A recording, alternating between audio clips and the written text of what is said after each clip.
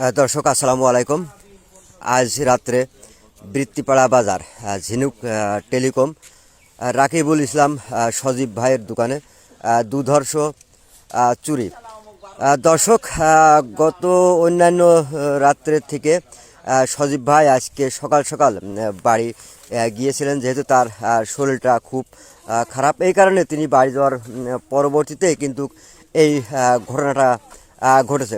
দর্শক, দোকানের ঝাপ, টিনের ঝাপ, নিচের যে কোল ঝাপ, সেই টিন কেটে নিয়ে ঝাপটা উল্টিয়ে ভিতরে ঢুকে কিন্তু এই চুরির ঘটনাটা ঘটেছে। দোকান থেকে আনুমানিক ধারণা করা আছে 2 থেকে 2.5 লক্ষ টাকার মালামাল লুট।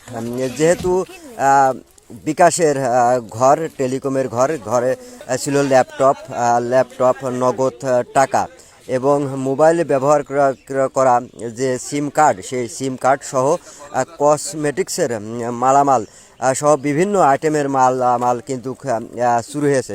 তো দর্শক, আনুমানিক ধারণা করছে 2 থেকে 2.5 লক্ষ টাকার মালামাল এখান থেকে চুরি হয়েছে।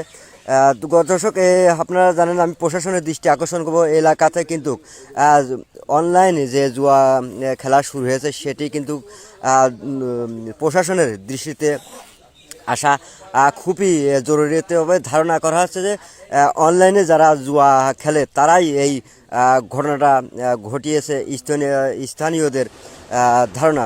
তো দর্শক, দেখতে পাচ্ছেন যেটি বৃত্তিপাড়া বাজার, যে সে বাজারের সংলগ্নই কিন্তু সোনামণি কিন্ডারগার্টেন সংলগ্ন এই রাকিবুল ইসলাম ভাইয়ের ঝিনুক টেলিকম এই দোকানটি, সেই দোকানটিতেই কিন্তু গত রাত্রে ভারী হয়তো বা ধারণা করছে ভারী রাত্রের দিকে এই ঘটনাটা ঘটেছে। এবং দোকানে যে জুস ছিল, জুস ওখানে বাইরে বসে খেয়েছে এবং জুস সহ বিভিন্ন আইটেমের মালামাল কিন্তু এখান থেকে চুরি হয়েছে। তো প্রশাসনের দৃষ্টি আকর্ষণ করছি, এই জুয়ারিদেরকে আপনারা একটু দমন করার চেষ্টা করবেন।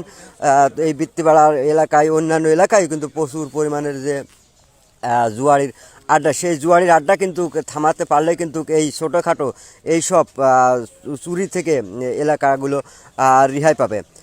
তো দর্শক, এই ছিল সজীব ভাইয়ের দোকান থেকে লাস্ট সর্বশেষ আপডেট। পরবর্তী আপডেট আমি আপনাদেরকে জানানোর জন্য চেষ্টা করব। সবাই সুস্থ থাকবেন, ভালো থাকবেন, আল্লাহ হাফেজ।